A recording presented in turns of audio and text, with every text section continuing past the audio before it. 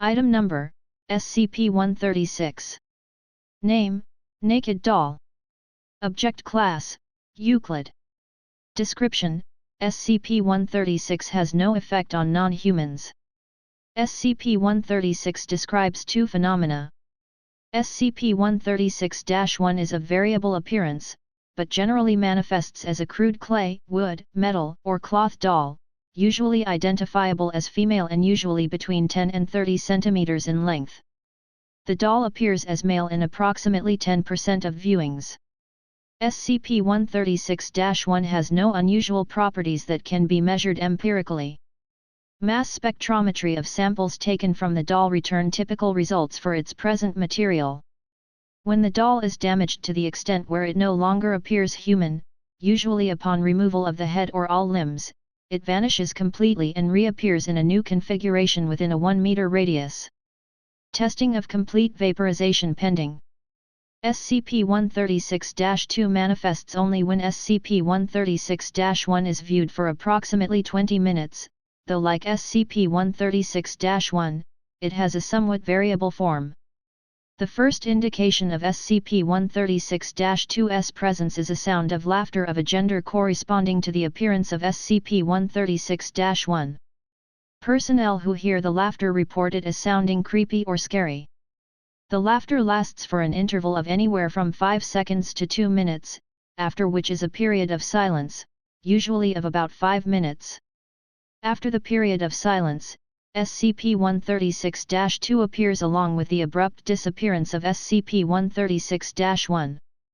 SCP-136-2 is an incorporeal nude or partially nude figure corresponding to the gender of SCP-136-1. SCP-136-2, ranging in size from 1.9 to 2.1 meters, is always posed in a provocative manner and moves through the air at a slow walking pace towards the subjects. If more than one subject is present, each will see the form as moving towards him or herself. As it approaches, the volume of the laughter increases. By the time SCP-136-2 is within 1 to 2 meters, the subject invariably has gone rigid in fear, collapsed, or backed up until he or she hits a wall. SCP-136-2 usually remains stiff until it is within approximately 5 centimeters of the subject, whereupon it will scream once before vanishing. 10 to 15 seconds later, SCP-136-1 will reappear in its previous location in a different configuration. The apparition has a very disturbing appearance. Its mouth is far too wide, frozen in a rictus of pain and arousal. It will occasionally bare its teeth or lick its lips. Its irises take up almost the entire sclera of its eyes, which appear mad and bloodshot. If female, it will have an absurdly narrow waist and large breasts. The experience of viewing SCP-136-2 is profoundly upsetting and has universally caused night terrors for up to 6 months in every single subject, possibly as a result of its psychic intrusion. After a viewing, most subjects are unable to leave the containment room without assistance. Interestingly, Class D personnel with a history of sexual deviancy still experience a strong negative reaction to 136-2. Special containment procedures. No extraordinary containment procedures are necessary. SCP-136 is to be kept in a standard 10 meter x 10 meter x 10 meter concrete containment room. SCP-136-1 is to be kept in a locked transparent plastic case, measuring 0.5 m x 0.5 m x 0.5 m, placed on a table in the center of the room. Video surveillance is unnecessary when SCP-136 is not being actively examined. As of Incident I-136-C, only Class D personnel may enter the SCP-136 containment chamber more than once in any 30-day period without special authorization from Director Unknown. Item Number, SCP-137. Name, The Real Toy. Object Class, Euclid. Description, SCP-137 is an entity with the ability to possess a toy, gaining the physical properties, size, and shape of whatever it represents. For example, a teddy bear will become an actual bear, and behave accordingly. SCP-137 cannot possess any miscellaneous object, only toys. The observed range of SCP-137's possessive effect is 250 meters, but until further testing has been accomplished, SCP-137 is assumed to have a maximum range of 500 meters from its position. SCP-137 was first brought to Foundation attention after a series of bizarre deaths and incidents involving children. The deaths were determined to be too random to be a serial killer, and Foundation agents were sent in to investigate. It was located after an interview with a young girl suffering from post-traumatic stress disorder, after a naked man had appeared in her bedroom. It was encountered in the same neighborhood in the form of a gorilla.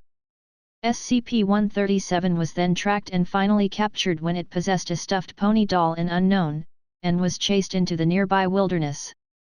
SCP-137 was tranquilized, and extracted to Site-19 by helicopter. Testing has shown that SCP-137 takes on the characteristics of the toy it possesses, but only as a child might perceive it. A toy soldier becomes a violent, well-armed man. A toy gun fires bullets. A toy lion attacks and kills humans. However, it lacks true intelligence. It shows no sign of long-term memory, nor any capacity for learning or abstract thinking. It is currently inhabiting a princess doll, of the Unknown line. Special Containment Procedures: SCP-137 is to be kept in a locked room, with a hairbrush and posters depicting a country meadow to keep it placid and tractable. SCP-137 is to be fed 3 meals a day. Under no circumstances are any toys allowed to come within 500 meters of SCP-137. Item Number: SCP-138. Name: The Ever-Living Man. Object Class: Safe. Description: SCP-138 is a human male, suspected to be in excess of 4,000 years old. Subject is approximately 1.5 meters in height, emaciated, and wizened. SCP-138's precise origins are unknown. Subject was discovered in 2006, in an Egyptian tomb located near Tutankhamun's tomb unearthed in 1922, sealed inside a sarcophagus. When a living being was discovered in the tomb, the Foundation was alerted by one of our sleeper agents assigned to the International Archaeological Association. Subject was immediately moved to Sector 37 for investigation by the lead research science team there. Physiologically, SCP-138 should clinically be dead. Muscles and internal organs are in a severe state of atrophy, and although the subject's bioelectromagnetic field is stable, his nervous system is also severely debilitated. Subject also exhibits evidence of a large number of fatal wounds, some possibly accidental, some blatantly deliberate, whether inflicted by the subject himself or by others. There is no obvious scientific explanation for his continued living state. Although other SCPs have exhibited accelerated regenerative properties, allowing them to resist death, SCP-138 has no such abilities. His body does not regenerate damage, but simply continues to function despite lethal injuries. This stretches to wounding blows, although anything that would completely destroy the body proves ineffective. Subject speaks exclusively in a dialect of ancient Egyptian. Communication using a civilian translator has revealed very little about the subject's past, though it would appear that he was buried in the tomb for an unknown religious purpose. Due to his severely injured state, SCP-138 is in a constant state of agony, and has on numerous occasions insistently requested humanitarian euthanasia. No successful method of termination has yet been found, despite various and varied attempts, both official and unsanctioned. Attached is a comprehensive list of the subject's injuries. Special Containment Procedures: SCP-138 requires minimal containment procedures. For humanitarian purposes, subject is currently being kept in a chemically induced comatose state. Item Number: SCP-139. Name: Possible skull of the white div. Class: Keter. Description: the object appears on the surface to be the poorly preserved skull of a hominid. It is missing the lower jaw bone. Also of note is the extreme wear, especially to the eye sockets. Photography of the skull has been analyzed by leading anthropologists. All agree that the specimen is too badly damaged to be identified with complete accuracy, and that it is most definitely hominid. While some believe it is a standard Neanderthal skull, others are convinced that the wide cavities are the result of wear and that the original size was much smaller, more like that of a modern human. This is because the size of the nasal and ocular cavities was the main feature leading some to identify the skull as Neanderthal. However, all were confounded by the ridge at the top of the skull. This feature is most commonly associated with prehistoric herbivorous species of hominids. One of our own anthropologists has proposed the theory that the ridge is the sign of a powerfully jawed animal. Such ridges generally act as anchors for jaw muscles, such as in Paranthropus boisei. These animals used their heavy jaw muscles for chewing plants, but it is also feasible that with sharp teeth they could easily be used for killing. Special containment procedures. SCP-139 is to be kept in a room at least 6 meters at its smallest dimension, suspended at least 2 meters from the nearest inside surface of the room. No one is to enter this room under any circumstance.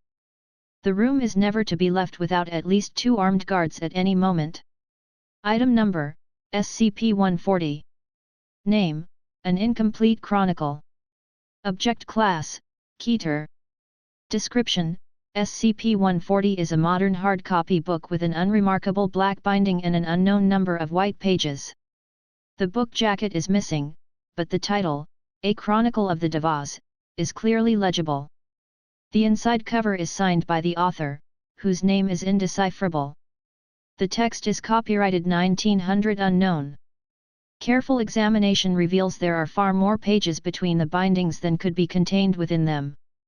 Readers admit to feelings of paranoia, unease, and occasional nausea while reading SCP-140, although this may be related to the subject material.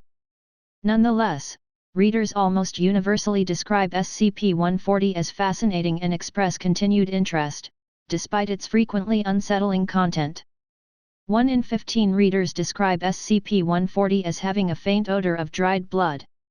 SCP-140 is a detailed account of an ancient civilization originating in what is now south-central Siberia, identified as the Devites. Although like all cultures the Devites evolved and changed over time, they appear to have exhibited unusual continuity. Universal fixtures of the Devite culture in all periods included militarism, conquest, ancestor worship, urban centers ruling over large slave populations, gruesome human sacrifice, and the practice of apparently efficacious thaumaturgic rituals. A variety of relics and creatures produced by the Devite culture would be abnormal or dangerous enough, if the account is to be believed, to qualify for containment in their own right. If SCP-140 comes into contact with any fluid suitable for writing, including human blood, the account of the Devite civilization's history expands. Human blood appears the most potent of possible writing substances, but in any case the amount of new material does not correspond proportionately to the fluids introduced. Although these new segments sometimes include new descriptions of rituals or cultural traits or illustrations of previously covered material, they more frequently include new, more recent accounts of information chronicling the continued history of the Devite civilization or descriptions of new individuals and artifacts. Formerly decisive defeats become setbacks, new persons and events are inserted. Foundation archaeologists have discovered corresponding new artifacts and traces of the Devite civilization in applicable locations and strata, in some cases found in dig sites that had already been thoroughly explored. Although at times the Devites were a collection of city-states, they appear to have consistently returned to imperialism under a theocratic aristocracy, the Deva, practitioners of cannibalism and thaumaturgy. Although initially Foundation researchers believed the Deva to have been a hereditary class recycling the names of noteworthy individuals, evidence and the events of unknown date now suggest that the Deva possessed preternatural longevity as a result of redacted. Several researchers, notably Professor Unknown, have concluded the Deva were so divergent from modern humans as to be a separate subspecies, a conclusion supported by graphic representations within SCP-140 and data expunged. SCP-140 is remarkably detailed by the standards of a primary source, seeming closer to a biography than a historic text. It includes lurid descriptions of sacrificial rites, battlefield descriptions, daily life, and the life stories of various noteworthy individuals, including quotes and dates of birth. Over unknown distinct individuals have been identified, including the individual presently termed SCP-140-A, of which only unknown are accounted for by recorded deaths. Foundation archaeologists have discovered several sites containing ruins consistent with the supposed Devite culture in various locations across Siberia, northern Iran, and Mongolia. Artifacts and traces of intercultural conflict and contact have been discovered as far west as the Carpathian Mountains and as far east as northern Pakistan and China. These include SCP-redacted Special Containment Procedures. SCP-140 must never be brought closer than 15 m to any source of standard ink, human blood, or other fluids suitable for writing. Any contamination by blood or ink must be reported immediately. Any remaining copies of SCP-140 created during the initial printing must be found and destroyed as soon as possible. Only SCP-140 is to be preserved, for purposes of study, early warning, and cataloging and recording possible SCPs derived from its subject matter. SCP-140 is contained at Site-76 in a sealed vault containing a single desk. At this time no research is to be carried out upon the original SCP-140, researchers are to read from prepared copies not bearing the signature of its author which lack its properties. In the event of approved research, SCP-140 may not be removed from the vault, and readers may not be in contact with it for longer than 9 hours. Access requires written approval from the head researcher for the explicit purposes of testing. An armed guard stationed outside the vault will meet any attempted theft with deadly force. Should any personnel begin displaying obsession with SCP-140 or signs of possible memetic contamination, they are to be issued a Class A amnesiac, false memories implanted as necessary, and transferred to another project. Transferred personnel must be monitored for signs of relapse.